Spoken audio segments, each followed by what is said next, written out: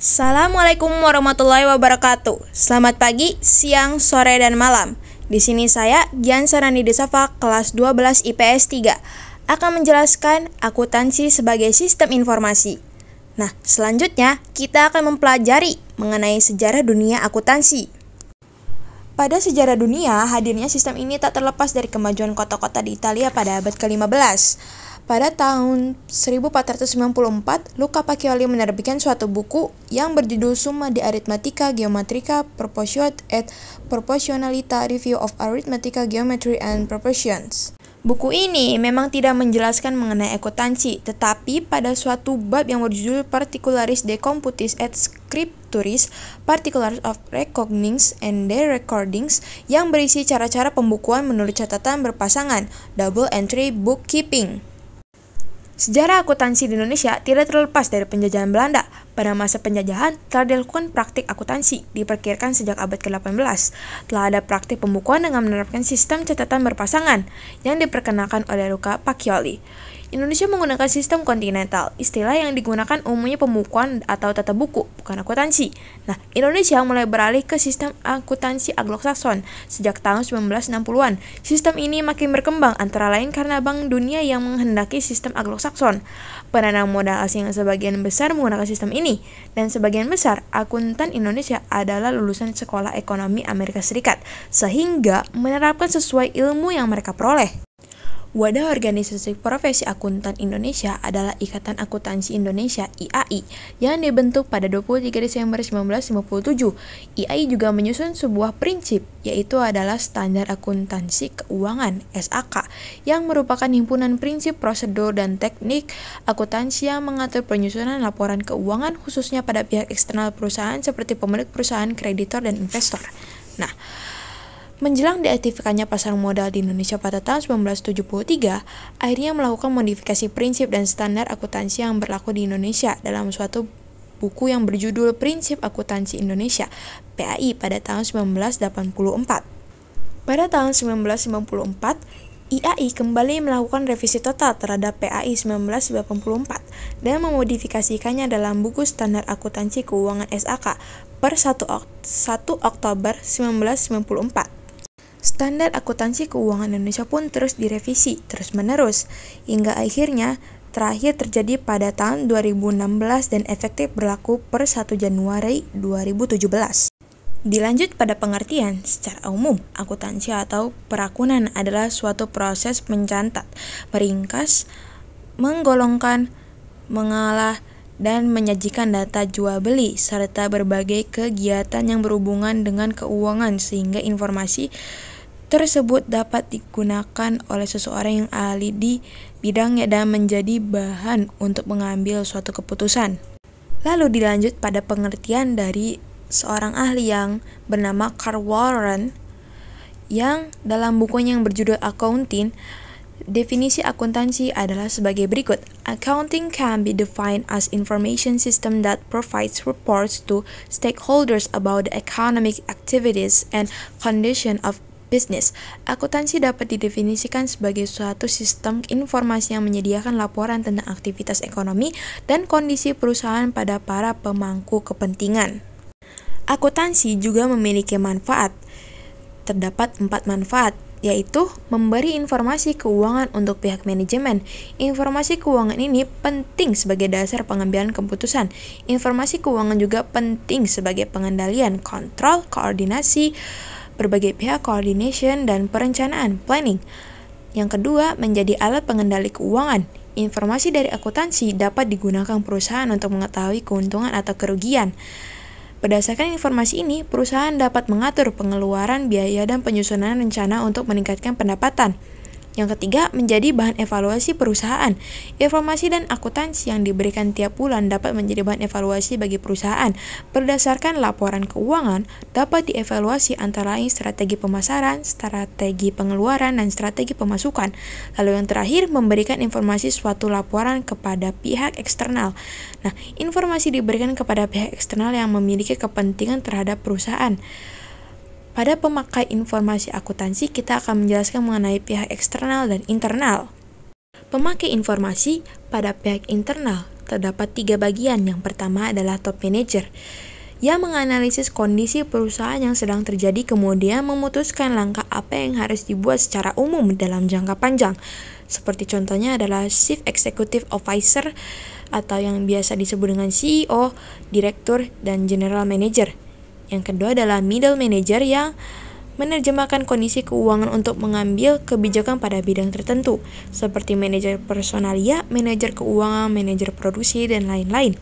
Dan yang terakhir adalah lower manager yang menerjemahkan kondisi keuangan untuk mengambil kebijakan secara teknis, seperti penyelia, supervisor, dan mandor.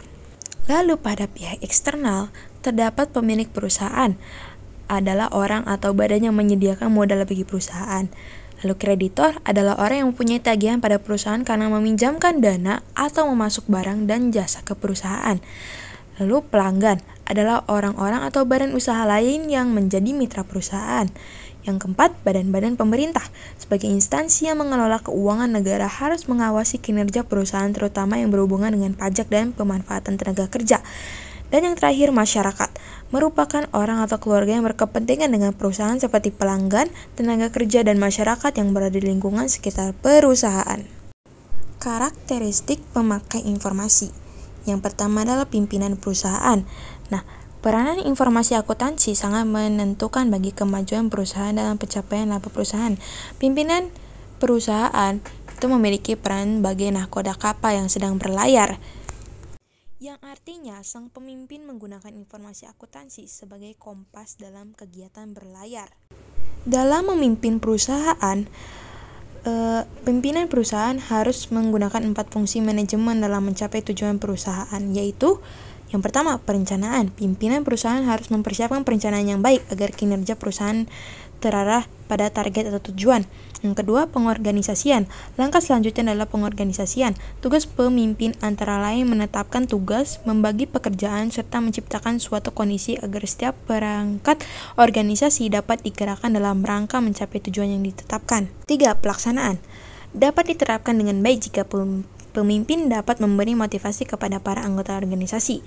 Motivasi dapat berhasil jika para karyawan merasa terpenuhi kebutuhannya, memiliki perasaan aman, dan dapat mengaktualisasikan diri di lingkungan perusahaan. Yang terakhir, pengawasan. Akhirnya, tujuan organisasi dapat diketahui berhasil atau tidak dengan dilakukannya pengawasan. Keempat fungsi manajemen itu dapat diterapkan dengan hasil yang maksimum jika menggunakan informasi akuntansi.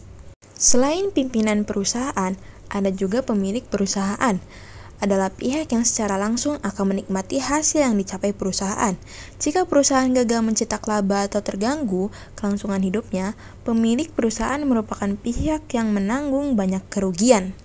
Yang ketiga, ada kreditor yang mempunyai kepentingan langsung pada maju mundurnya perusahaan. Nah, jika perusahaan gagal mencapai tujuannya, kreditor mungkin tidak mendapat pelunasan tagihan tepat waktu atau tagihannya sama sekali tidak terbayar. Nomor 4, pemerintah. Sebagai institusi yang bertugas menjalankan pemerintahan dan menyejahterakan masyarakat, perlu mendapatkan dana. Dana tersebut dapat bersumber dari pendapatan pajak. Agar pajak dibayar perusahaan dengan benar, pemerintah harus dapat menggunakan informasi akuntansi dari perusahaan untuk memeriksa keuangan perusahaan. Dan yang terakhir, masyarakat. Di lingkungan sekitar perusahaan yang berkembang dapat menerima manfaat langsung, misalnya menerima hadiah pada masa lebaran atau hadiah akhir tahun. Selain itu, perusahaan yang berkembang apabila menerima pekerja akan mengutamakan masyarakat yang berada di sekitar perusahaan yang berdiri. Akuntansi juga memiliki kualitas informasi. Yang pertama, dapat dipahami. Laporan akuntansi digunakan oleh pihak-pihak yang memerlukannya. Yang kedua, relevan.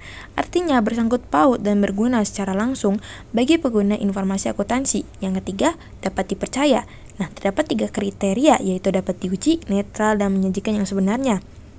Lalu, nilai prediksi, yang artinya data yang dinilai saat ini dapat digunakan sebagai dasar untuk memprediksi kondisi di masa yang akan datang.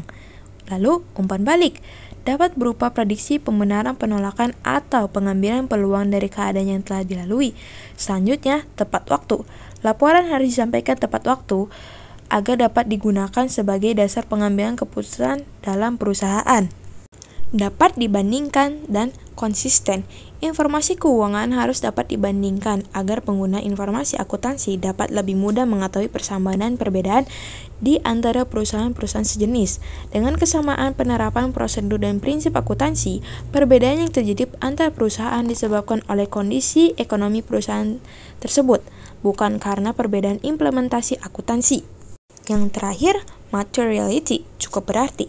Tuntutan prinsip akuntansi dapat diabaikan jika kesalahan dalam penyusunan laporan keuangan dianggap tidak begitu penting bagi pengguna. Jadi, tuntutan prinsip akuntansi bisa diabaikan selama tidak mengakibatkan kekeliruan atau kesalahan pada laporan yang memengaruhi keputusan atau penilaian penggunaan laporan. Prinsip dasar akuntansi menurut Charles T. Horgren, Walter T. Harrison Jr., dan Linda Smith Bamber 2009 adalah sebagai berikut. Prinsip biaya historis, historical cost principle. Biaya historis seringkali disebut harga perolehan. Jika dikaitkan dengan pencatatan dalam akuntansi, prinsip biaya historis digunakan untuk mencatat harga perolehan dalam aset, liabilitas, ekuitas, dan biaya. Lalu yang kedua, prinsip pengakuan pendapatan, revenue recognition principle. Dasar pengukuran pendapatan adalah jumlah kas yang diterima dari penjualan dengan pihak lain. Yang ketiga, prinsip mempertemukan, matching principle. Prinsip ini terjadi akibat adanya biaya dan pendapatan yang timbul karena biaya tersebut. Untuk itu, Anda harus menghitung besar biaya yang sudah menjadi beban meskipun belum dikeluarkan dan menghitung pendapatan meskipun belum diterima selama periode berjalan. Lalu, prinsip konsistensi, consistency principle. Pencatatan, metode, dan prosedur dalam proses akuntansi harus dilakukan secara konsisten dan berkesinambungan dan mengikuti perubahan metode dari tahun ke tahun. Lalu, prinsip pengungkapan penuh, full disclosure principle. Prinsip pengaturan penyajian informasi yang lengkap dalam informasi akuntansi atau laporan keuangan. Prinsip objektif. Prinsip ini mengacu pada keakuratan bukti-bukti transaksi yang mendukung dalam laporan keuangan. Dilanjut pada bidang-bidang akuntansi. Yang pertama itu adalah akuntansi keuangan, bagian dari akuntansi yang mengkhususkan dalam proses pencatatan transaksi hingga penyajiannya dalam bentuk laporan keuangan. Lalu auditing, yang mengkhususkan pada pemeriksaan catatan akuntansi secara independen yang disebut dengan auditing. Pelaksanaannya disebut auditor yang bekerja secara bebas tanpa dipengaruhi kepentingan pihak-pihak tertentu. Lalu akuntansi biaya yang berhubungan dengan perencanaan, penetapan, dan pengendalian biaya produksi. Lalu akuntansi manajemen. Akuntansi manajemen adalah bidang akuntansi yang mengkhususkan pada pengembangan dan penafsiran informasi akuntansi yang membantu manajemen dalam menjalankan perusahaan. Yang kelima, akuntansi anggaran yang berhubungan dengan penyusunan rencana pengeluaran perusahaan dan membandingkannya dengan pengeluaran aktual. Lalu akuntansi perpajakan yang mengkhususkan kegiatannya dalam menyiapkan data yang diperlukan untuk perhitungan pajak. Sistem akuntansi adalah bidang akuntansi yang mengkhususkan dalam perencanaan dan pelaksanaan prosedur pengumpulan serta pelaporan pada data keuangan. Lalu akuntansi pemerintah yang mengkhususkan dalam penyajian laporan transaksi yang dilaksanakan oleh pemerintah. Akuntansi ini melaporkan dan menjelaskan melalui data akuntansi berbagai aspek dari pengelolaan administrasi keuangan negara dan melakukan pengendalian atas pengeluaran uang negara. Dan yang terakhir adalah akuntansi pendidikan yang berhubungan dengan kegiatan pengajaran, pengembangan pendidikan akuntansi, sekolah menengah atas SMA dan madrasah aliyah MA merupakan contoh lembaga yang menyelenggarakan akuntansi pendidikan karena pada lembaga ini bagian akuntansi yang diajarkan. Nah, setelah kita menjelaskan mengenai bidang-bidang akuntansi, kita lanjut pada profesi akuntan. Nah, yang pertama itu adalah akuntan perusahaan internal yang bekerja dalam perusahaan dan bertanggung jawab atas berbagai fungsi akuntansi serta keuangan perusahaan.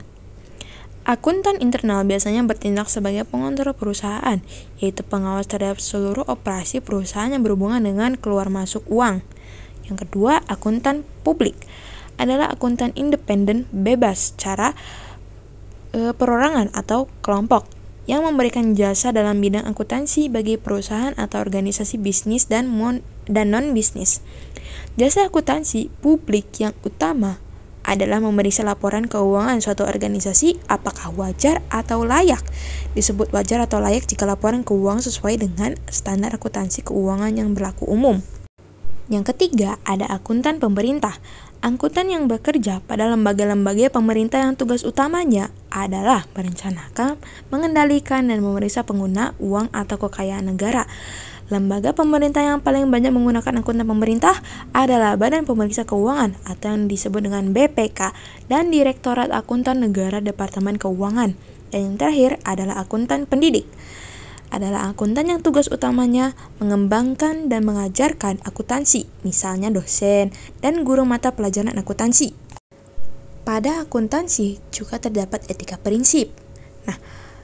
Etika prinsip itu adalah suatu pedoman bagi para akuntan yang memiliki tanggung jawab profesi untuk memberikan informasi kepada pihak-pihak dengan beragam kepentingan. Yang pertama itu adalah tanggung jawab profesi. Dalam melakukan kegiatan, setiap anggota wajib menggunakan pertimbangan moral dan bertindak profesional. Yang kedua, kepentingan publik. Setiap anggota dalam pelayanan publik harus menghormati kepercayaan publik dan wajib menunjukkan komitmen dan profesionalitas. Yang ketiga, integritas. Setiap anggota wajib meningkatkan kualitas kerja dan integritasnya dengan meningkatkan kualitas kerjanya, serta melaksanakan tugas dengan penuh tanggung jawab. Lalu, objektivitas. Setiap anggota harus memegang teguh prinsip objektivitas dengan tidak memihak, jujur, adil, serta bebas dari kepentingan dan pengaruh dari pihak manapun. Lalu, kompetisi dan hati-hati profesional. Dalam melaksanakan jasa profesionalnya harus penuh dengan kehati-hatian, ketekunan, serta mempertahankan pengetahuan dan keterampilan dengan kompetisi secara profesional. Kerahasiaan. Setiap anggota wajib menjaga segala informasi yang diperoleh dan tidak boleh mengungkap informasi tersebut tanpa persetujuan pemakai jasa. Lalu, perilaku profesional. Setiap anggota wajib dan harus menghindari tindakan-tindakan yang berusaha mendiskreditkan atau mengurangi tingkat profesi, seperti perwujudan tanggung jawab kepada penerima jasa, pihak ketiga, pemberi kerja, dan masyarakat. Yang terakhir, standar teknis.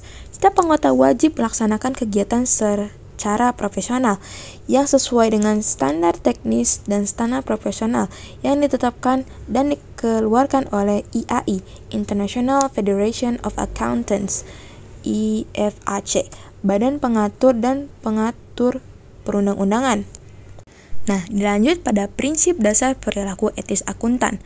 Berikut 3 prinsip dasar perilaku etis akuntan, yaitu dalam menghindari pelanggaran etika sekecil apapun. Pelanggaran etika profesi walaupun kecil tidak boleh ditoleransi atau dibiarkan. Pelanggaran etika akan merugikan reputasi profesional seorang akuntan. Lalu, menekankan pada reputasi jangka panjang. Akuntan adalah profesi yang memberi pengaruh secara langsung kepada para pengambil keputusan seperti pemegang saham, pemilik perusahaan, pemerintah, dan pengguna informasi akuntansi lainnya. Oleh karena itu, akuntan harus memberikan informasi yang akurat, tidak mencari keuntungan jangka pendek, dan berorientasi pada reputasi jangka panjang. Yang terakhir, siap menghadapi konsekuensi yang kurang baik bila berpegang pada perilaku etis.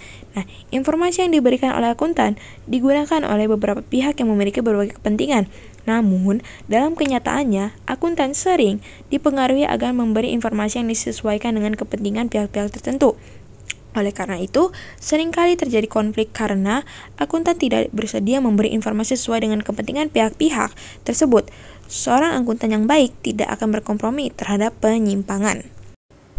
Baiklah, itu saja yang dapat saya presentasikan mengenai akuntansi sebagai sistem informasi. Semoga dengan video presentasi ini dapat mempermudah para siswa-siswi ataupun orang lain yang membutuhkan mengenai basic dari akuntansi itu sendiri. Saya Gyansana Nidesava, kelas 12 IPS 3 pamit undur diri. Wassalamualaikum warahmatullahi wabarakatuh. Sampai jumpa.